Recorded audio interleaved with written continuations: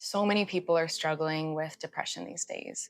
So it's important that we understand what it actually is. Mental health professionals would diagnose a major depressive disorder when people meet 5 out of the 9 following symptoms most of the day, every day, for at least 2 weeks.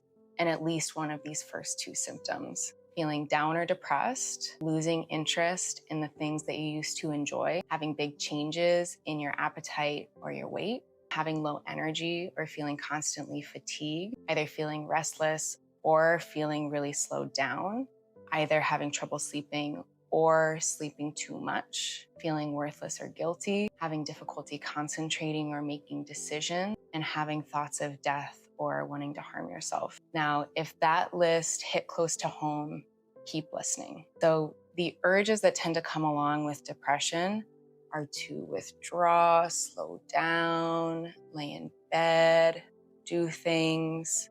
The hard news is that actually makes depression worse, even though it's an understandable urge. So the number one evidence-based intervention for depression is this thing called activity scheduling, which is basically all about continuing to be involved in your life. It's not about faking it till you make it or pretending to be happy. It's just letting yourself feel depressed while you continue engaging in the things that are important to you, knowing that over time, we tend to move through depressive episodes and more positive, pleasant feelings just come on their own.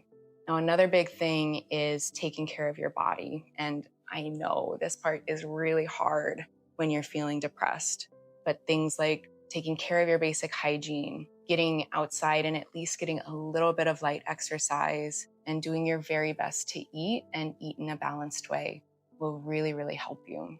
Now, I know what I'm asking for is a lot. So think about, is there even just one thing or one part of the things that I mentioned that you'd be willing to start with today? And just start there.